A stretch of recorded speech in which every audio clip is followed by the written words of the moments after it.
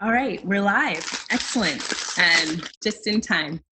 All right, guys, welcome to ACCFI Presents. My name is Nina Means. I'm the director for Austin Community College Fashion Incubator. And we are here with Sheila Hawkins-Bucklew of Showroom 808 and Hawkins-Bucklew Jewelry. Hi, Sheila. It's great to see you. Good morning. It's great to be here. Good morning. Well, I'm really excited to have you. If you guys don't know Sheila, first of all, I'm pretty sure you already do know Sheila. But as Sheila has been an incredible force here in Austin and beyond, she is a amazing jewelry designer. You can see some of her beautiful pieces there in the background. Really lovely gold embellished jewelry and very just intricate, beautiful, detailed pieces. Sheila, you had gotten you were placed in Macy's not too long ago, right? Well, yeah, time flies. It was actually last year. Oh, you're right. Yeah, it's been some time. You're Oh right. my gosh, yeah. We launched our company at Macy's in two different locations, and Uh, it was a great experience. It was part of their Market at Macy's program, and so we yes, were able to test the market with our brand. that's awesome. That's incredible. But you also started. You are a founder of Showroom 808, Yes. focused on creative women entrepreneurs. Um, let's kind of talk a little bit more about Showroom 808, and then feel free to fill in with any great stories about the jewelry line as well. But can you tell us a little bit more about Showroom 808? Like, when did you start it? Why did you feel like we needed to have one of these here in Austin? Yeah, so Showroom 808 is actually our the social impact business for Hawkins-Bucklew Jewelry Designs. And Okay. it's where our mission lives and breathes. And so, our mission actually came before the jewelry company. And what we wanted to be able to do is to empower creative women entrepreneurs. And so that has been the work that Hawkins-Bucklew Jewelry Designs has invested in. And one of the things that we were doing is we were actually working with UT with their Mandela Washington program that Yes. that they host here, right? And Yes. I know the I Mandela actually, Fellows program. yeah, I was a mentor for um, one of the fellows, How Walima, a fashion designer from Lagos, Nigeria. And so, what we were able to do is we hosted a creative women's boot camp in Lagos, Nigeria. And Wow. yeah, it was wonderful. And through that experience of, women from different religions and different cultures coming together to share their knowledge and to, really, share what their challenges were as creative entrepreneurs. Through that experience, I was like, oh my God, how can I bring this back to Austin? And so in 2017, in Lagos, Nigeria, that is where the inspiration for Showroom 808 originated from. Wow. Wow. Yeah. What an incredible experience. So, whenever you saw, just the creativity and I'm always really amazed at women entrepreneurs. You know, how did you go about, getting things started here in Austin? Like, did you, how did you find, your first people and what were you, what was it kind of getting started like for you here? Yeah, so I am a big advocate of education. I'm a lifetime learner.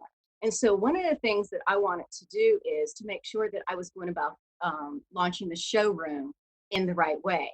And Mhm. so I actually applied to a certificate program at the University of Pennsylvania. It's for the social business enterprise. Mhm. So through that program, um, the impact strategy for social business enterprise is where I was able to gain the framework that I needed to launch Showroom 808. Now, Wow. my plan, Nina, was to go through this program first, gain that knowledge, and then launch the company. However, the company actually launched in June. I didn't Uh-huh. graduate the course until August, so I was a little Oh, ahead of the game. yeah. Okay. Yeah. Yeah. Wow. Man, you know, I feel like, so one thing I want to check to see if we can adjust before we go forward. Okay. The picture got a little pixelated, so I don't know if it's, you can see it on your end or if it's just on my end. I wanted to make sure we got it clear. I Yeah. got a little note from our live team. Okay. Yeah, I don't see it at all. But Okay. All right. Well, that's a good possibility that everything's, um, you know, maybe it's just in one spot. So we may be fine. okay. So great. Well, what I wanted to do was to, so thanks for giving us a context. And, you know, I think it's so important what you said, you know, about being a lifetime learner, you know, about really understand, like, you know, really figuring out, okay, what's the best way for us to move forward? And it sounds like you know, plow through an incredible program to really get the groundwork laid, you know, for the showroom. So, you know, whenever you guys first launched, you know, this is like pre-COVID, and you know, Yeah. there's you know, completely different landscape now. You know, I think that, you know, one of the things that we've been seeing is that there's just been such a shift in the way that people have been doing business, and you know, how they're, you know, communicating, connecting with, you know, their target audience. And you know, like, you know, I I really would love to hear more about kind of like, you know, kind of the pre-COVID experience, and then kind of you know, where we are now. I mean, there's been so many incredible things you had lined up. So I guess before this all happened, like what was that looking like for you at Showroom? And, you know, what was, you know, finish a program, lifelong learner, and then what happened next? Yes. Oh my God. Yeah. So our original vision for the showroom was for it to be a collaborative marketplace for creative Mm-hmm. women entrepreneurs. And I emphasize marketplace because one of the challenges that we find that creative women entrepreneurs have is to be able to afford a brick and mortar space, right? And Mm-hmm. so what we try to do there, or what our mission with the work that we do there, is to provide scalable solutions for creative women entrepreneurs so that they can sustain their business, right? We know a lot of women have started companies, but unfortunately, not all of them stay in business. And that was before COVID, right? Mm-hmm. Statistics were telling us that only 4% of women owned businesses would scale to $1 million or more. And for women of color, it was less than that. It's Wow. 1%. So we were a Wow. disparity within the disparity. So Right. our focus at the showroom, although all women are welcome, but we wanted to zero in on challenges that women of color in the creative marketplace experienced, right? And so Right. wanted to provide the physical space that they would need, the networking, the support, the opportunities to collaborate with other creative entrepreneurs. And that's part of our strategic partnering methodology that Mhm. we promoted there. And so, you know, what we were offering looked totally different pre COVID 19. I mean, you know, we were getting Yeah. ready to launch our Hmm. Creative Women's One Day Conference at the Domain. Yeah, We had, absolutely. I was really looking you know, forward to. yeah, part of our agenda Yeah. um, for that. We partnered with Nordstrom's. We were having our professional development program at Nordstrom's at the Domain, bringing in a national speaker, Brandis Daniel, Yeah. CEO of Harlem's Fashion Row from New York, right? Right. All aware of her partnership with Nike and helping launch LeBron James and his sneakers. So, you know, we wanted to provide quality programming. And we were Right. doing that in physical space. You know, we had events at the showroom, and it was all about bringing people in. And Mhm. unfortunately, we were a little ahead of us knowing exactly what this virus, this pandemic was about to do. We had to Yeah. make a tough, hard decision, along with the information we were getting from Nordstrom's, that we had to cancel that conference. And Yeah. so, as a small business, you know, pulling together something of that size, it really created, you know, a situation where we had to take a big pause, right? Because we Right. were invested in that type of in that type of programming for our members. And Hmm. so, you know, we were a little ahead of when South by Southwest canceled, and you know, Yeah. pulled out. And so our experience was a little different. It was more stressful because people weren't willing to give us our deposits back. And they're like, so sorry, but we're going to hold you to your contract. So, that was quite an experience for, a small business owner. Absolutely. There's so much that I want to kind of start to pull apart in that. Like there's like just the programming in and of itself. Yeah. You went for like the top. I mean, Yes. Brandis Daniel, Harlem Fashion Row, her work with Nike and LeBron James. I mean, I was really impressed, Sheila, with the incredible like lineup that you had set up. So even girl just getting the call, I was like, I'd be happy to be there. I think we were all disappointed that it wasn't able to happen because of the pandemic.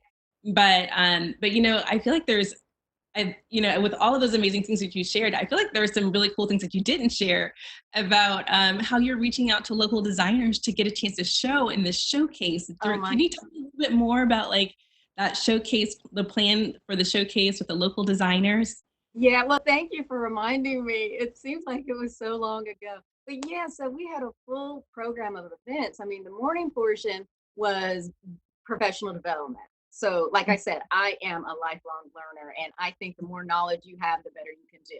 So that was the morning program. And then we were moving into the afternoon, which we were doing a luncheon. And part of that luncheon was to have local talent. And when I say local, I'll say just Texas, because we had a designer come down from the Dallas area and a young lady who is from Austin, but actually lives in Dubai was part of it. And I mean, I know her. Yes. Dominique. Yes.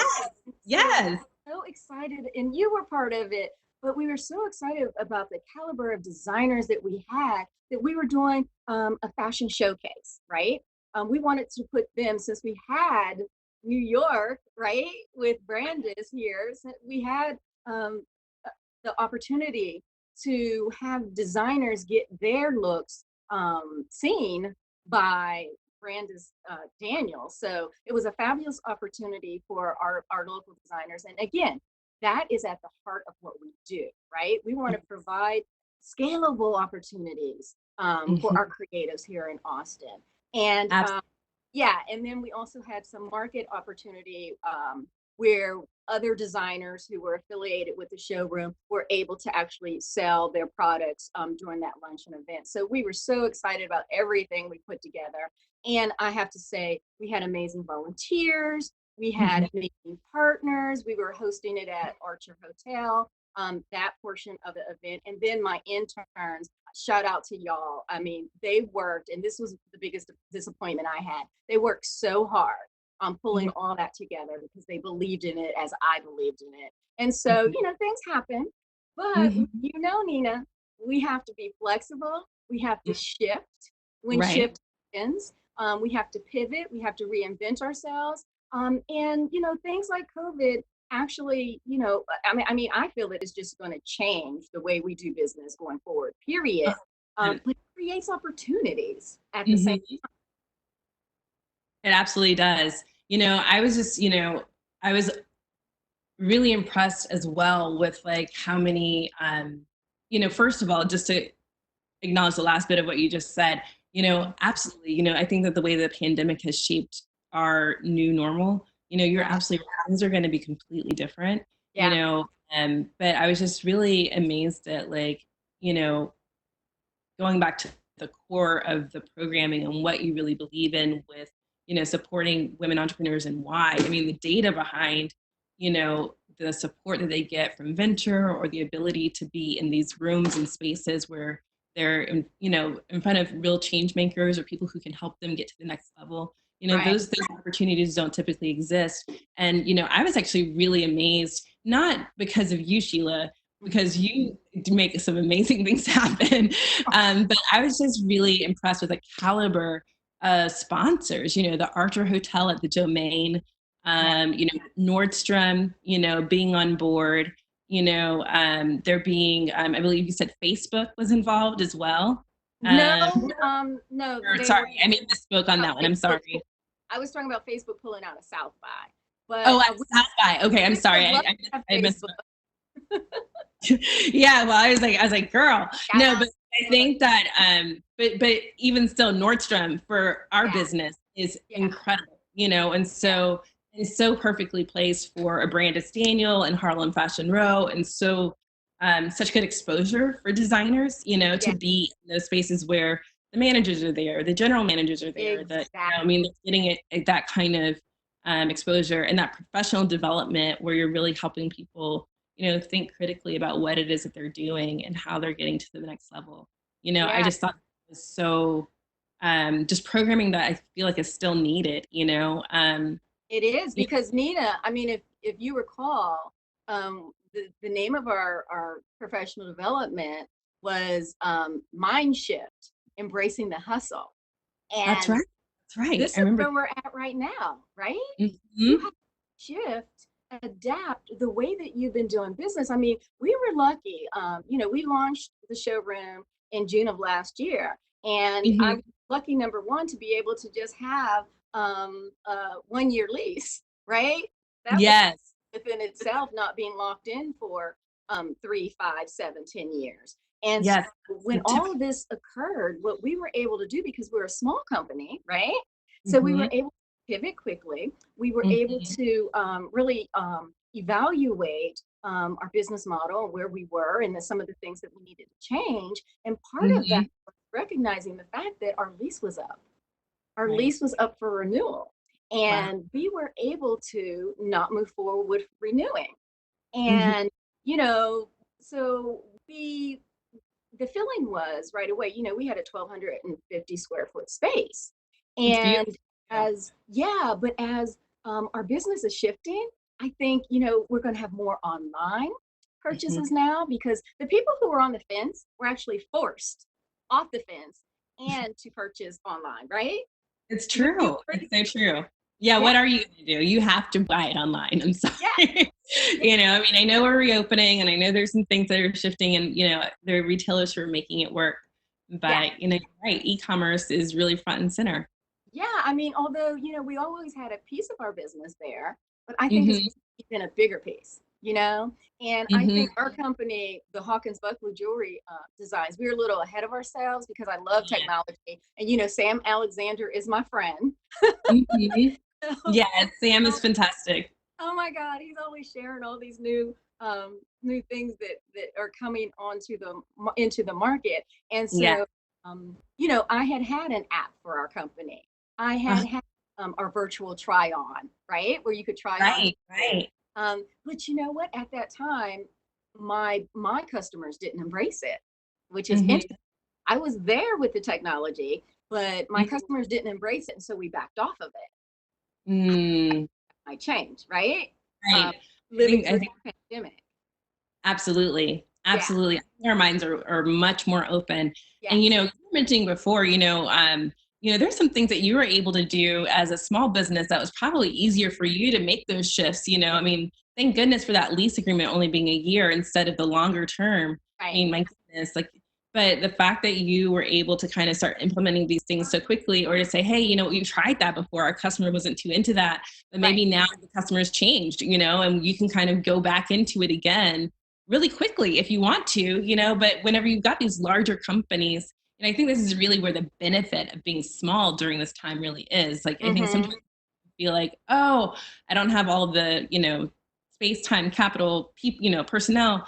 But the truth is that like during this time, a lot of those things become liabilities. So, you know, it's kind of not that, you know, we don't, I may have said that a bit too quickly, but I guess what I mean is, you know, there's some things that make it harder to make change, you Yes. know, and I think that, you know, when you're small, you have the ability to move more agilely, I believe. So. Totally agree. I mean, let's talk about Nordstrom's for a minute.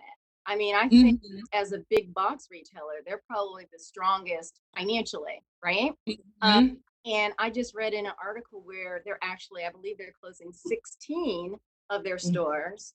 Um, Wow. they're looking at their stores as more of distribution points, right? Okay. And so we Yeah. dabbled, even with the showroom, we were like, buy online, pick up at the showroom.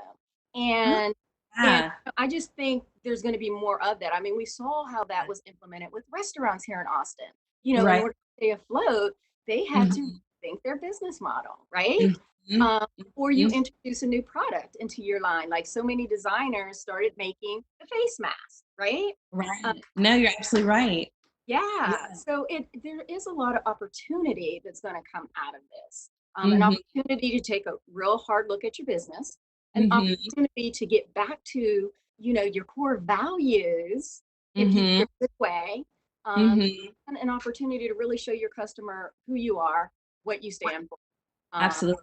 in order to retain their business. Oh, totally. No, that's so perfect. I think the customers, engagement expectations are really different, or they're evolving, right? I mean, in terms Yeah. of like that digital space, the distribution center, like it really kind of got my mind going about what that could look like in the future. E-commerce has like such a high return rate. And so Hmm. the idea that like you have the distribution opportunity to see the product kind of in store after you've done the online purchase. I'm hoping, I think we've got you. Okay. I think I'm curious to see how that evolves, over the next bit of time here. I think that there's some opportunity there to improve those return rates, even in True. the online space. And I'm wondering, what's going to come out of it, during this moment, what solutions you Right. may find. Well, Um, one of the yeah. things that we did with Hawkins-Bucklew Jewelry is we actually reverted back to something we were doing prior to moving into the larger space in Northwest Austin. When we Mhm. had our showroom at 35th and North Lamar, we did by appointment only. And Oh, originally yeah. we did it that way just because we were in such a small space. I think only 2 or 3 people could fit. But Mhm. when you talk about safety around, health concerns, Mhm. we are moving back to by appointment only. That Um, makes perfect sense. and it also, we do custom pieces, Mhm. and so I think it also gives you an opportunity to really cater to your customer, That's with more of a private interaction with them. And so that's something that I love to do anyway because I am a Mhm. creative. I like to Mhm. have that person in mind that I'm creating jewelry for, or even if it's Mhm. a piece that we've already designed, I like to adapt it. And so, Mhm. you're able to make some tweaks and changes to match Mhm. the person's personality a little bit better. And so I'm kind of happy to go back to, the appointment side of things for the Hawkins-Bucklew Jewelry um, design company, but it's Mhm. also, what we're doing as far as we're trying to keep our customers healthy. That's so perfect, Sheila. Yeah. So, I wonder, can you share with us a little bit more about like if we wanted to set up an appointment with you, or like, because I'm looking at these beautiful earrings that you're Yeah. wearing. I love that piece that's on the dress form behind you. Uh, Yeah.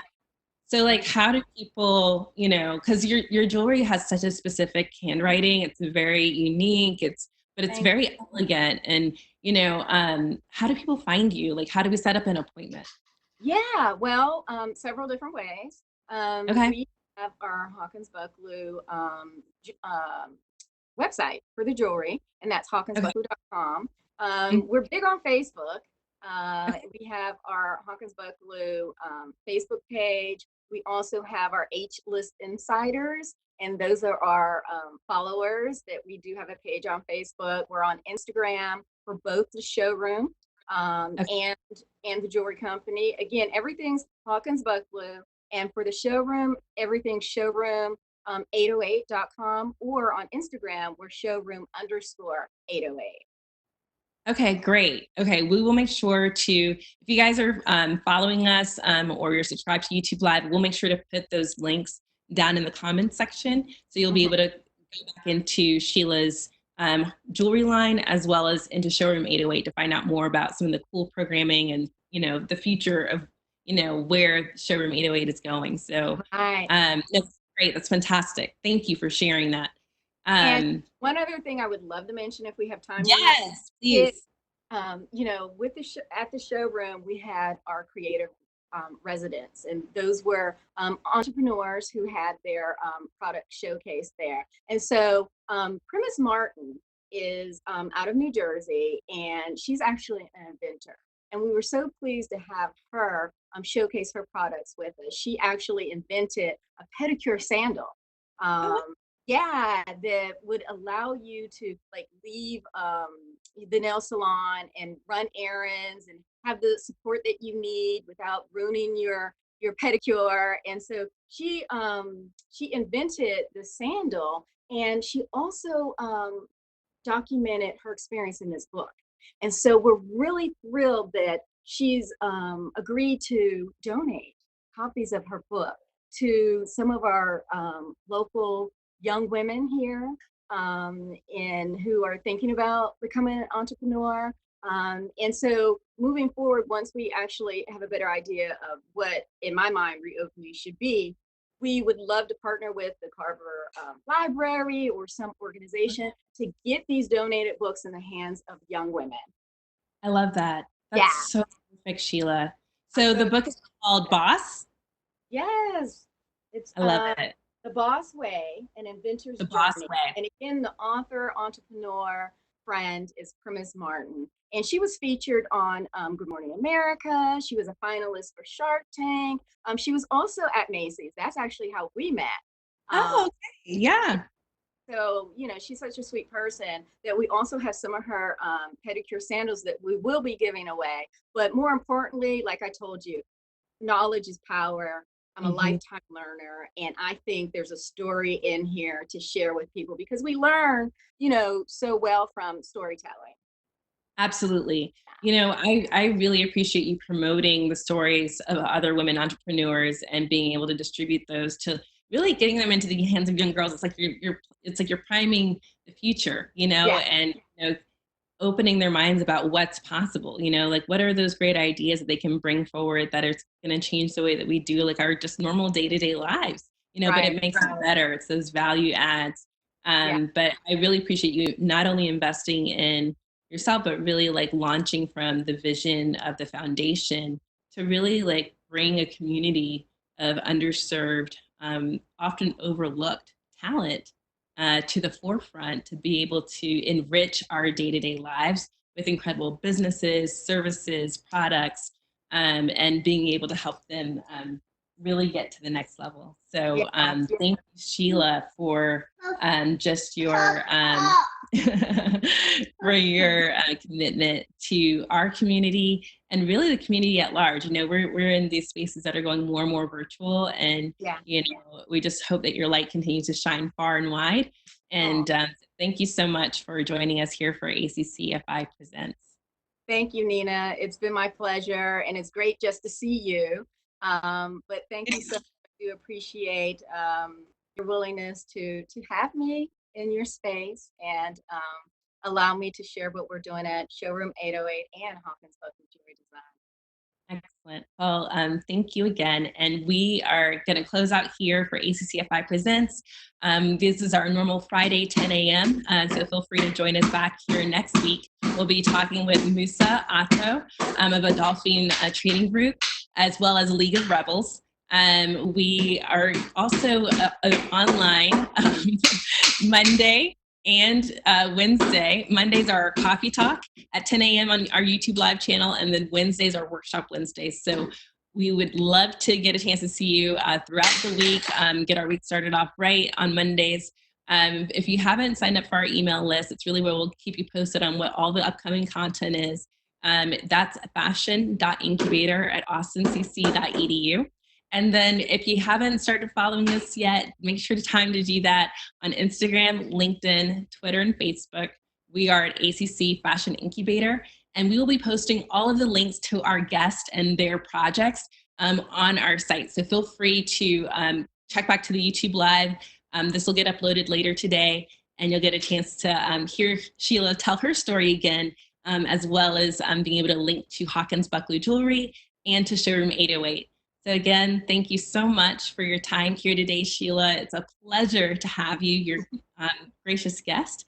And thank you to our audience watching today on YouTube Live. And we will see you guys all very, very soon. Thank you. Bye. Bye.